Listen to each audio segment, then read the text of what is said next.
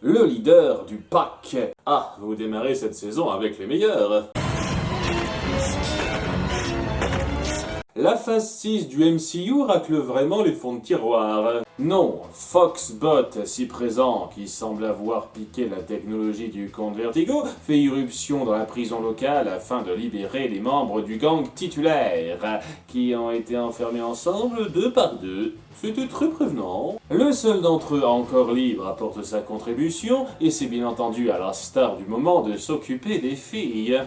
Appelez-moi Coyote. Seul un géo-coucou de Californie ultra rapide pourra le vaincre. Mais dans l'évasion, Fox refuse qu'on s'en prenne à une gardienne innocente et même carrément de bouger. Je veux purger ma peine. Payer ma dette. Après, menace au pistolet face à une créature gargouille... Déjà, je sais pas comment ça a été consigné, mais je pense pas que la peine soit si longue que ça. On n'a pas le temps, on se tire. D'accord, boîte de conserve, mais j'espère que t'es sacrément mignon sous ton masque. Si tu es moche, je regretterai à vie que tu m'aies fait sortir de prison. Et maintenant, qu'est-ce qu'on fait, Superman? Vous êtes sûr que Disney a les droits pour que je cite ça? Après une fuite tendue où, fort heureusement pour eux, les gardiens ont du mal à viser, Coyote invite le groupe à nouveau presque réuni dans son putain de jet sous-marin qu'il a piqué aux X-Men. Et alors que la nuit tombe, comme on le voit dans ce plan étendu à la prison comme en ville, Elisa vient relayer l'info à Goliath & Co. J'ai une mauvaise nouvelle. Les membres du PAC se sont évadés de prison. Eh ben, les nouvelles vont super vite, ça fait que 5 minutes. Quoi? Sympathique comme réveil. Lexington, toujours un peu chafouin de leur première rencontre, veut foncer enquêter à leur ancien repère. Ces gens ne sont pas assez fous pour aller se réfugier au studio. Tu as raison. Oh oui, aucune chance que ça arrive. Les autres songent plus à chercher auprès de leur tête pensante cachée, Xanatos. qui n'est plus si cachée que ça. Surpris, hein? Excusez-moi, j'ai pas pu m'en empêcher.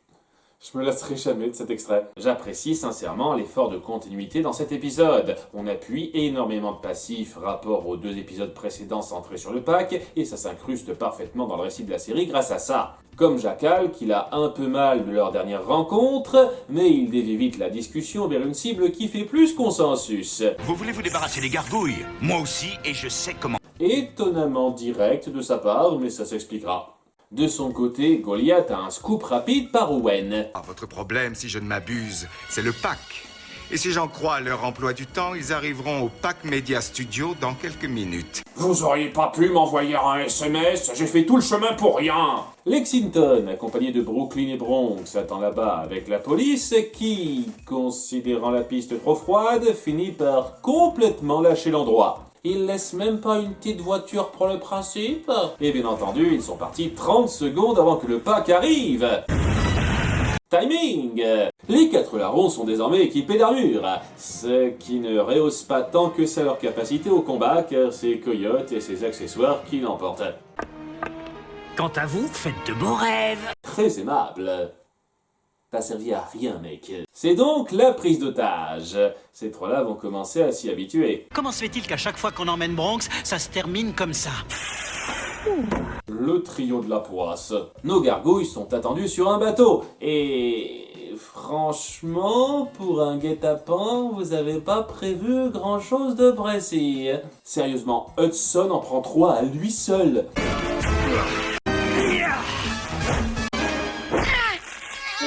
En fait, ils se sont complètement rouillés depuis qu'ils ont fini en tôle. La seule vraie menace, c'est Coyote, que Goliath découvre. Xanatos. Bon sang, vous avez une plus grosse collection d'armure que Iron Man. Le bateau prend feu pour le style, les captifs se libèrent, et le méchant se découvre encore plus. Eh, mais c'est un robot. Mon Dieu, Xanatos était un robot depuis le début! Un robot? Mais c'est mieux en mieux. J'aime mes boy toy taille réelle. Et ainsi commence la relation de couple la plus hard de cette série. Je déconne pas. Vous êtes délicieusement surprenant. Il se fait démonter aussitôt après. Ah non, juste le bout, c'est trop peu.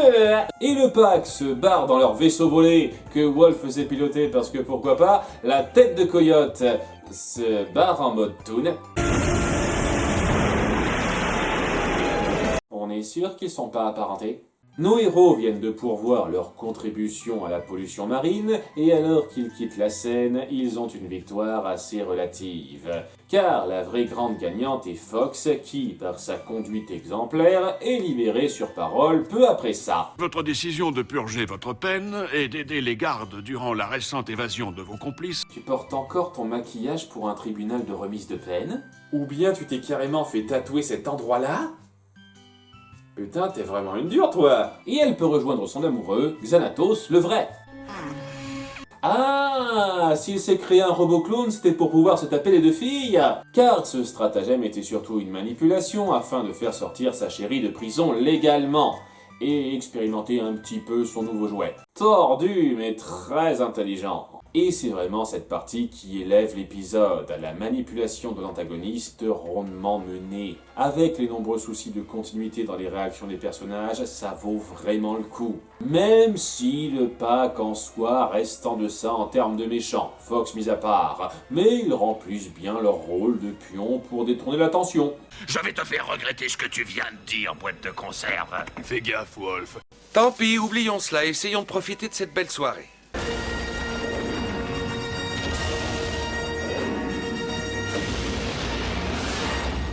Et alors que la nuit tombe, comme on le voit dans ce plan étendu à la prison comme en ville, Elisa vient relayer l'info à Elisa vient relayer l'info